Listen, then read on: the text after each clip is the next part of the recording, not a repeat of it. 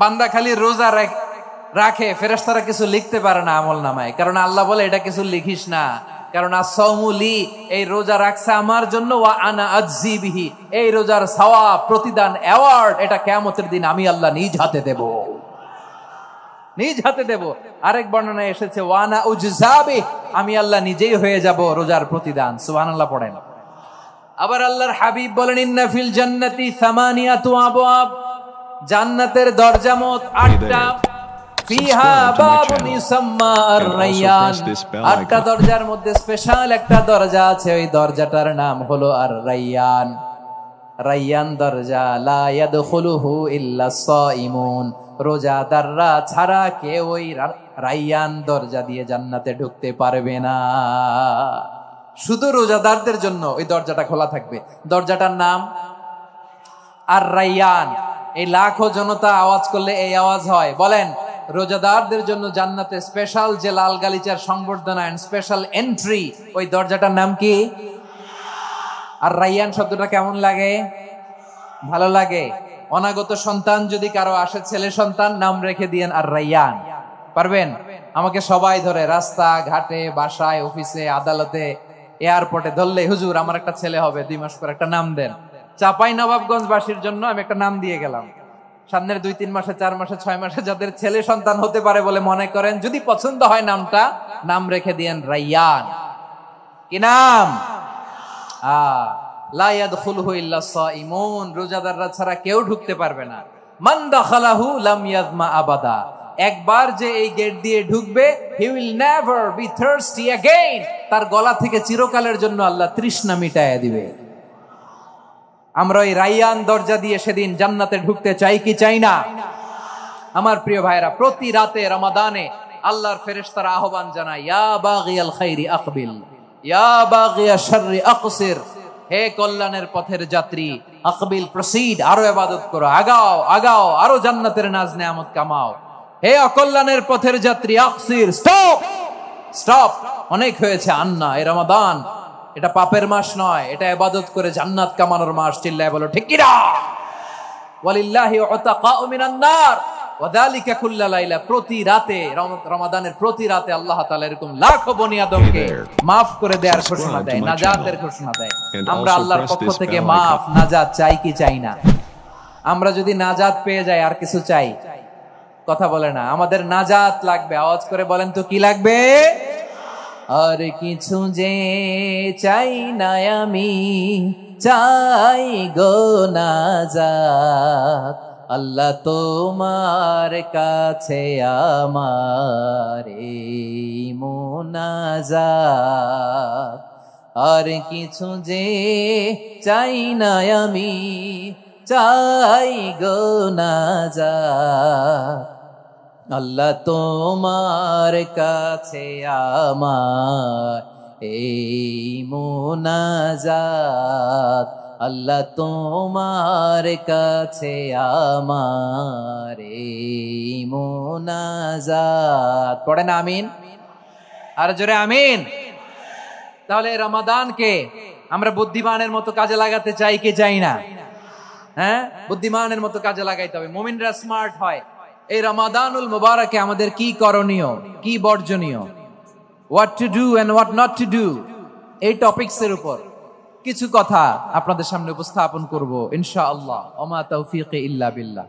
আমার প্রিয় ভাইয়েরা, আমি আমার খুতবার শুরুতে সূরা বাকারার 185 নম্বর আয়াত তেলাওয়াত করেছি, যেখানে আল্লাহ তাআলা কোন মাসে কোরআন আল কারীমকে, মহাবিশ্বের মহাবিশ্বয় কোরআন আল কারীমকে এই পৃথিবীতে নাজিল করেছেন সেটা আমাদেরকে জানিয়েছেন। আল্লাহ তাআলা ইরশাদ করছেন, শাহরু রমাদানাল্লাযী উনজিলা ফীহিল কুরআনু হুদাল লিন্নাস ওয়া বাইয়িনাতিম মিনাল হুদা ওয়াল ফুরকান। আল্লাহ বলেন রমাদান এমন একটা মাস যে মাসে কোরআন নাজিল করা হয়েছে, আর এই কোরআন হচ্ছে বিশ্ব মানবের জন্য পথ নির্দেশিকা। হেদায়েতের সুস্পষ্ট বর্ণনা এবং সত্য মিথ্যা পৃথক করার আসমানি মানদণ্ড রূপে জামিনে আমাদের জন্য কোরআন নাজিল করেছে কে? আওয়াজ করে বলেন তো, আল্লাহর নাজিল করা এই কোরআনে কোনো ভুল আছে? সবাই বলেন নাই। সবাই বললে এতটুকু আওয়াজ হয় আমি বিশ্বাস করি না। গলা ছেড়ে দিয়ে বলেন, আল্লাহর নাজিল করা এই সর্বশেষ আসমানি কিতাব আল কোরআনে কোনো ভুল আছে? সন্দেহ আছে? সংশয় আছে? বিয়ন্ডলেস, বাউন্ডলেস, বটমলেস এমন কিতাব যেটা পড়ে গবেষণা করে এর তথ্য, উপাত্ত, ইনফরমেশন, লেসন নিয়ে শেষ করা যায় না। সুবহানাল্লাহ। আল্লাহ বলেন, এই কোরআনকে আমি রমাদানে নাজিল করেছি, যেটা বিশ্ব মানবের জন্য পথ নির্দেশিকা। এতে আছে হেদায়েতের সুস্পষ্ট বর্ণনা আর সত্য মিথ্যা পার্থক্য করার মানদণ্ড, কোনটা সত্য কোনটা মিথ্যা এটা কোরআন দিয়ে ডিফারেন্সিয়েট করা যায়। কোরআন হচ্ছে ফুরকান, to differentiate between right and wrong. কোনটা সত্য কোনটা মিথ্যা, কোনটা ভুল কোনটা নির্ভুল, এটা কোরআন দিয়ে যাচাই করা যায়। চিল্লায় বলেন ঠিক কিনা? এজন্য এই কোরআন দিয়ে আমাদের জীবন সাজাতে হবে। কোরআন দিয়ে জীবন না সাজালে জীবন আলোকিত হয় না। কোরআন দিয়ে পরিবার না সাজালে পরিবার আলোকিত হয় না। কোরআন দিয়ে সমাজ না সাজালে সমাজটা শান্তিময় হয় না। শুধু দুর্নীতি দমন কমিশন দিয়ে দুর্নীতি বন্ধ করা যায় না। কোরআনের আইন বাস্তবায়ন করা ছাড়া এই সমাজ থেকে দুর্নীতি বন্ধ করা যাবে না। চিল্লায় বলো ঠিক কিনা? আমার প্রিয় ভাইরা, এই কোরআন নাজিল হয়েছে রমাদান আল মুবারক, এই বরকতময় মাসে। তাই আমাদের উচিত এই মাসে আসন্ন যে রমাদান আল মুবারক, এই রমাদানে কোরআনের সাথে নিজেদের সম্পর্ককে বাড়ানো। আমার প্রিয় চাঁপাইনবাবগঞ্জের ভাইয়েরা, আমরা কি আসন্ন রমাদানে কোরআনের সাথে আমাদের অ্যাটাচমেন্ট, সম্পর্ক বাড়াতে চাই? চান সবাই? আপনি কি জানেন কোরআন নিয়ে কোন ফেরেশতা পৃথিবীতে এসেছিল? জানেন? ফেরেশতার নাম কি বলেন তো? জিবরিল আলাইহিস সালাম।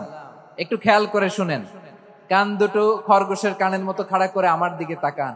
সাইয়েদনা জিবরিল কোরআন নিয়ে এসেছেন, ফলে উনি হয়েছেন শ্রেষ্ঠ ফেরেশতা।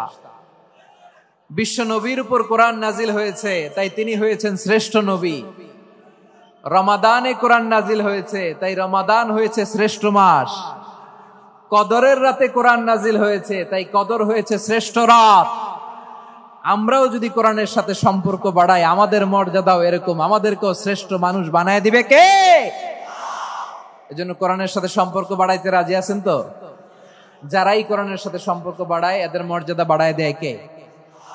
দেখবেন আমাদের হাফেজে কোরআন, তারা ইন্টারন্যাশনাল কোরআন কম্পিটিশনে যে গোটা বিশ্বকে পেছনে ফেলে প্রথম পুরস্কার নিয়ে আসে। এত ছোট ছোট বাচ্চা, ও সমাজ বোঝে না, রাজনীতি বোঝে না, টাকা পয়সা বোঝে না, কিচ্ছু বোঝে না, কিন্তু গোটা বিশ্বে ওকে সম্মানের চেয়ারে আসীন করেছে কে?